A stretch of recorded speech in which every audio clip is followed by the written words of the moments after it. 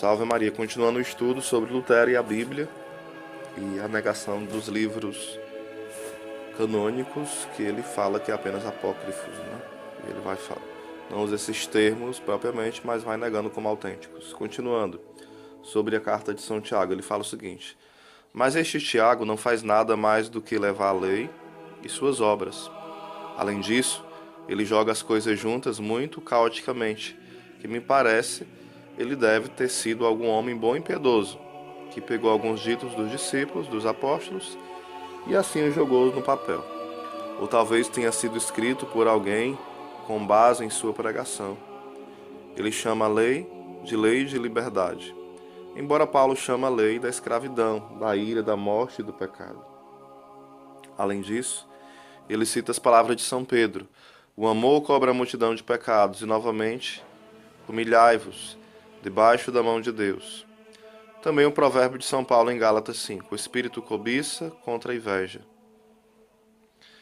E ainda a respeito de tempo, São Tiago foi condenado à morte por Herodes em Jerusalém, antes de São Pedro. Então parece que esse autor veio muito tempo depois de São Pedro e São Paulo. Em uma palavra, ele queria se proteger contra aqueles que confiaram em fé sem as obras, mas estava inconstante a tarefa de espírito, pensamento e palavras. Ele destroça as Escrituras e, portanto, se opõe a Paulo e toda a Escritura. Ele tenta aperfeiçoar pela insistência sobre a lei o que os apóstolos aperfeiçoaram, estimulando as pessoas a amar.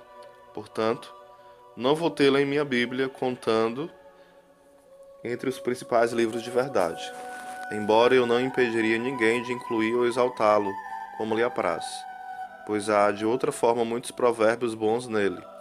O homem não é homem em coisas mundanas.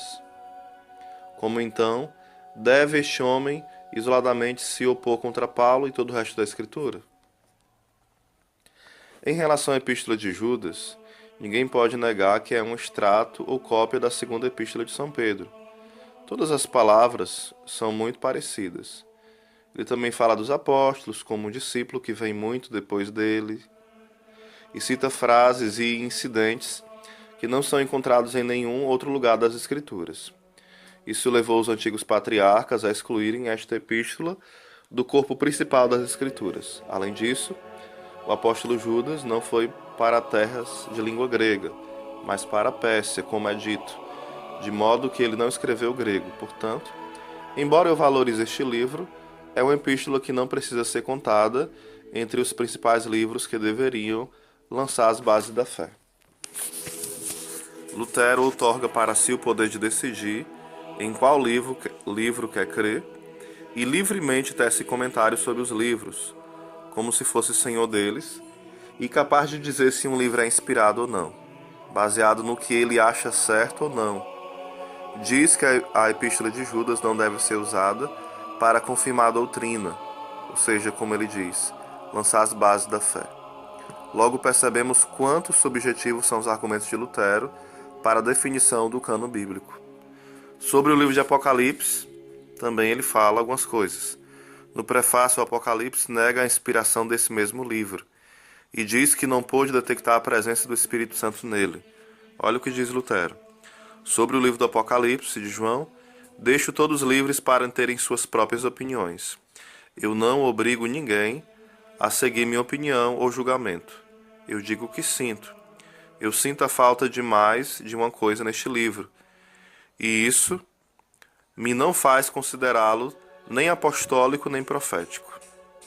Em primeiro lugar, os apóstolos não lidam com visões, mas profetizam em palavras claras e simples, assim como Pedro e Paulo e Cristo no Evangelho. Por isso convém ao munus apostólico falar claramente de Cristo e suas obras, sem imagens e visões. Além disso, não há profeta no Antigo Testamento e também nada do Novo que lida de forma exclusiva com visões e imagens. Para mim, acho que se aproxima do quarto livro de Esdras, Apocalipse de Esdras. Eu não posso de maneira nenhuma detectar que o Espírito Santo o produziu. Além disso, ele me parece estar ainda longe demais quando ele elogia o seu próprio livro tão altamente.